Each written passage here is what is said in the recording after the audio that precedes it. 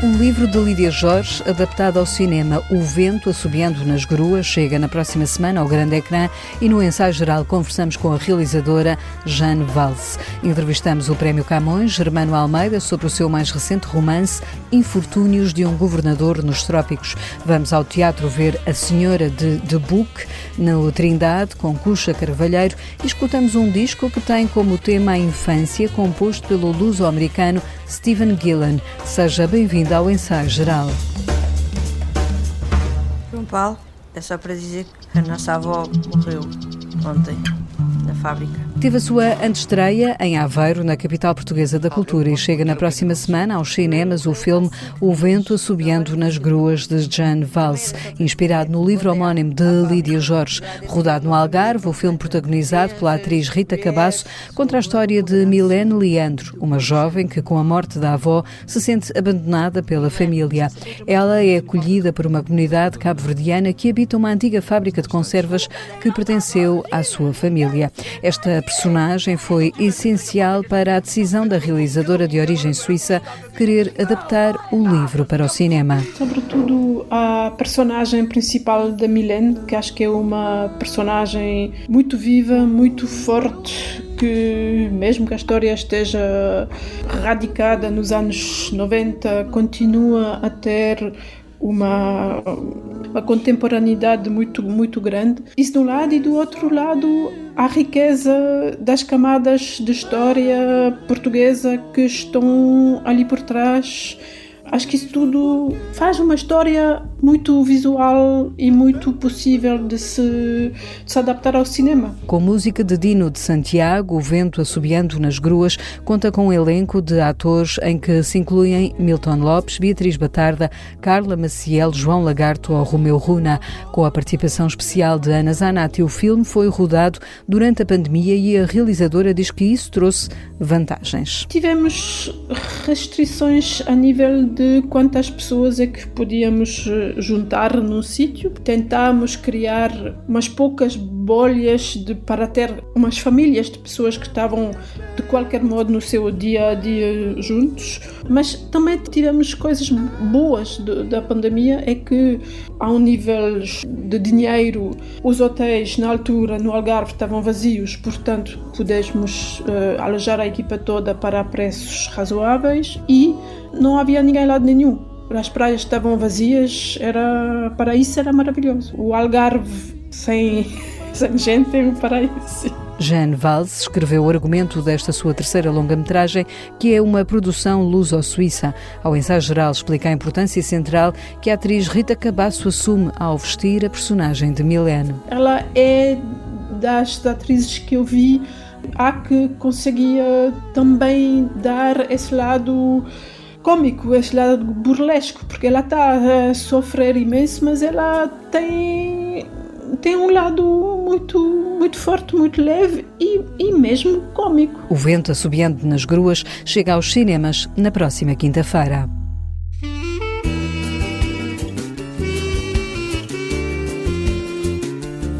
Viajamos até Cabo Verde, nas páginas do novo livro do escritor Germano Almeida. Infortúnios de um Governador nos Trópicos conta a história do coronel João da Mata Chapuzé, nomeado governador militar da então esquecida colónia de Cabo Verde. Este português, com raízes francesas, vê a sua vida pessoal entrar em desventuras. A história tem um lado real e foi entregue a Germano Almeida por um historiador. O nosso historiador, Daniel Pereira, que é praticamente um rato de bibliotecas, o homem passa o tempo a investigar coisas. Então ele depois, um dia, ele mandou-me aquilo por e-mail dizendo: eu encontrei isto, achei interessante, copiei, mas eu não tenho que fazer com isto. Isto pode ser que tu tenhas alguma coisa que possa dizer alguma coisa. Eu li isto, é muito interessante, porque era uma querela que o governador tinha mandado pedir, foi mandado fazer, por causa da mulher que lhe tinham dito que lhe tinha estado a ser infiel. A querela é muito interessante na medida em que ele ouviu todas as pessoas envolvidas para saber, e os criados e tudo mais deram toda opinião sobre o facto, porque por outro lado também fica-se a saber que os criados acompanhavam mais ou menos as infidelidades da senhora, estavam todos muito zangados com ela, mas sem coragem de ir contar ao governador, até que um deles acabou por ir. Bom, eu achei a história do adultério interessante, mas não seria suficiente para dar um livro. Para dar corpo à história do romance, Germana Almeida fez uma investigação na Torre do Tombo. Quis saber mais sobre o médico que tinha traído o governador, mas pelo caminho encontrou também mais dados sobre o personagem central. Encontrei muita coisa sobre o próprio governador, que, não obstante, neste episódio da vida dele, em que ele mostra, de facto, uma certa maldade para com o médico, ele tinha sido um dos grandes governadores de Cabo Verde. Chegou em Cabo Verde numa altura em que havia muita fome, estava uma grande quantidade de orzela guardada, à espera de ordem para ser mandado para Portugal, e ele reuniu os maiores, como eu dizia, os maiores da ilha, e convenceu-os a assinarem um documento em como deviam mandar vender a orzela e com o produto reverter a favor do povo de Cabo Verde. E assim fizeram. E é interessante que ele, quando assina o decreto, diz, bom, eu mais ou menos estou a assinar o meu pedido de demissão. E, efetivamente, foi demitido um ano depois. Escrito com o habitual sentido de humor do escritor cabo-verdiano Germana Almeida, Os Infortúnios de um Governador nos Trópicos é, na opinião do autor, uma boa forma de conhecer a história do arquipélago. É muito importante nós conhecermos o passado, porque eu acho que conhecendo o passado nós podemos construir o futuro. É claro que há muitas confusões à volta disto. Eu costumo dizer que cada vez que aparece um livro sobre essa questão, nós estamos a meter mais uma pedra, mais uma acha, mais uma coisa na descoberta da nossa identidade, porque isto nem é tanto à esquerda, não é tanto à direita. Por exemplo, neste momento estamos numa grande discussão em Cabo Verde se fomos ou não uma sociedade escravocrata. Tem que, em certa medida, teremos sido uma sociedade escravocrata a dimensão de Cabo Verde. A dimensão de uma terra pequena, pobre, dependendo das chuvas, e quando não há chuva não há nada para ninguém, e uma terra, digamos, onde os senhores dos escravos não tinham que fazer com eles nos períodos de seca. É um erro dizer que Cabo Verde é África, ou um erro dizer que Cabo Verde é Europa, na medida em que não há uma África. Há diversas culturas e, de facto, nós somos mais uma cultura com muitos elementos europeus e portugueses que, está de fora nenhuma, queremos negar. Germana Almeida, o autor de Os Infortúnios de um Governador nos Trópicos, editado pela Caminho. Se és um bêbado, porquê é que eu hei de casar contigo? Até casavas com pior e eu não sou assim tão mau. Não sejas tolo. Eu casava contigo agora, neste instante. Estreou ontem no Teatro da Trindade, em Lisboa, a peça A Senhora de Dubuque, do dramaturgo norte-americano Edward Albee, que marca o regresso da atriz Cuxa Carvalheiro àquele palco. Num texto encenado por Alva Correia, juntam-se em palco atores como Fernando Luís, Manuela Couto, Renato Godinho ou Sandra Faleiro. Numa peça, explica Cuxa Carvalheiro, que retrata uma mulher em fim de vida. São 3 casais que se encontram na casa, digamos, do casal protagonista, que é protagonizado pela Manuela Couto e pelo Fernando Luís, e a personagem que a Manuela Couto interpreta está com um cancro terminal. Portanto, à boa maneira do Albee, eles estão a divertir-se e a jogar jogos de salão, mas está um ambiente um bocadinho estranho. No meio desta reunião de amigos, há uma outra personagem que irrompe pelo segundo ato da peça e a história muda. Aparece um quarto casal, que é a Senhora de Dubuque, que sou eu, e o Oscar, que é um homem negro, muito bem parecido, que vem com ela, que a acompanha. E o segundo ato é como se fosse um sonho ou um pesadelo, ou da senhora que está doente, ou do marido. Esta peça estreou em 1980 na Broadway e Cuxa Carvalheiro vê nela um sentido trágico ou cómico. Tudo isto é feito de uma forma muito irónica, ou seja, as pessoas vão provavelmente também rir-se, quase como, eu digo isto muitas vezes, não sei quem foi o filósofo que disse que o homem é o único animal que ri porque é o único animal que tem consciência da morte. E no fundo, nesta peça, é quase uma tragicomédia. Há lugar para a reflexão, mas também para o rirmos de nós próprios. A Senhora de Dubuque é uma coprodução do Trindade com a Culture Project e estará em cena até 21 de abril na Sala Carmen Dolores. Eu sou a Senhora de Dubuque. Pensei que soubesse. Pensei que ele soubesse.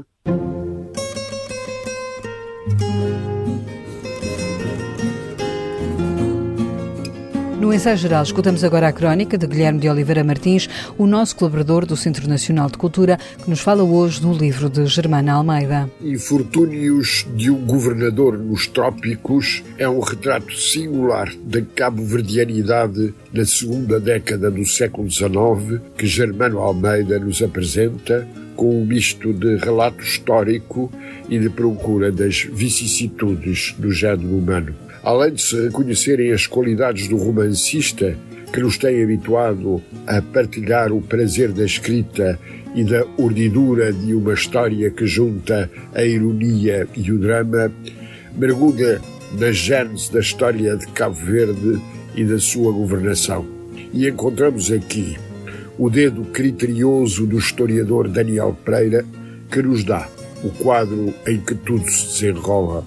O coronel João da Mata Chapuzé é um militar com folha de serviços exemplar que, depois de acompanhar a família real na saída para o Brasil, regressa para participar na resistência à invasão napoleónica.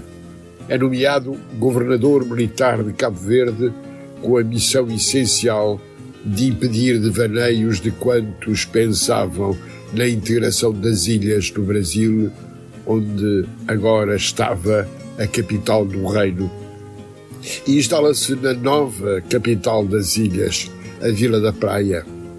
Depois vamos assistir a tempos de muitas dores, muitas angústias e agonias desesperadas, protagonizadas pela jovem mulher do futuro governador, Dona Felícia Mariana Chapuzé, e pelo cirurgião Domingos da Costa Lima.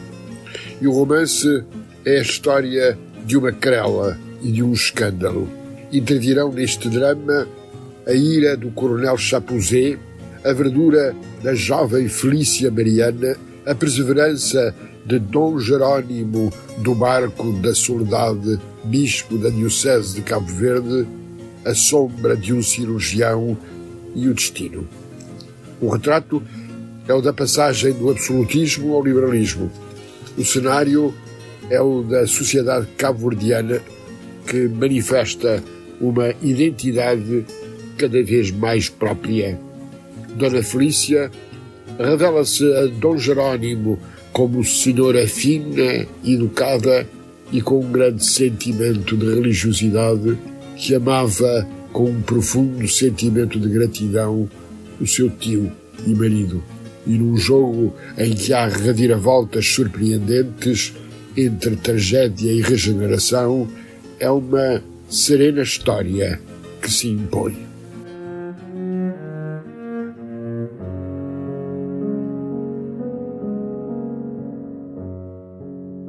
Chama-se Nine Pieces for Childhood e é o segundo disco do compositor luso-americano Stephen Gillan e que já pode ouvir nas plataformas digitais. É um disco que propõe uma banda sonora sobre a infância e as suas transformações. Eu inspirei-me em acontecimentos da minha vida, mas também tentei retratar ao máximo para mim o que é que significa a infância e a sua inocência e de que forma é que nos moldou para sermos o que somos hoje. E pronto, o álbum realmente tem peças felizes, tem outras peças um pouco mais sérias, mas cada peça não tem propriamente uma história. Portanto, o álbum começa com peças felizes, estamos sempre na perspectiva de uma criança e, à medida que o álbum vai avançando, as peças vão se tornando um pouco mais sérias e é então esta criança a tornar-se adulta e depois no final voltamos então às peças mais felizes, mas então é desta vez esta criança, agora adulta, a refletir a sua infância, mas de uma forma consciente. Filho de mãe portuguesa e pai americano, Stephen Gillan nasceu em Lisboa, viveu sempre em Portugal, numa família onde a música marcava o ritmo diário. Ao longo da minha vida, a música tem sido sempre algo muito importante para mim. Eu cresci numa família onde se ouvia música praticamente todos os dias e isso foi uma grande influência. A minha mãe conta-me que recebeu uma bateria aos 3 anos de brincar e passava muito tempo e, portanto, diria que essa altura também poderá ter sido, de certa forma, decisivo para o meu interesse musical. Depois, mais tarde, aos 11 anos, já recebi uma bateria a sério e comecei a ter aulas de bateria. Mas, na verdade, piano e música clássica, nesta área, pode-se dizer que comecei tarde. Eu só comecei a tocar piano aos 16 anos, que foi na altura que redescobri a música clássica. É o som da composição de Stephen Gillian e do disco Nine Pieces for Childhood que fechamos o ensaio geral de hoje, que teve sonorização de José Luís Moreira. Voltamos de hoje a 8 dias com novas propostas para si. Boa noite e bom fim de semana.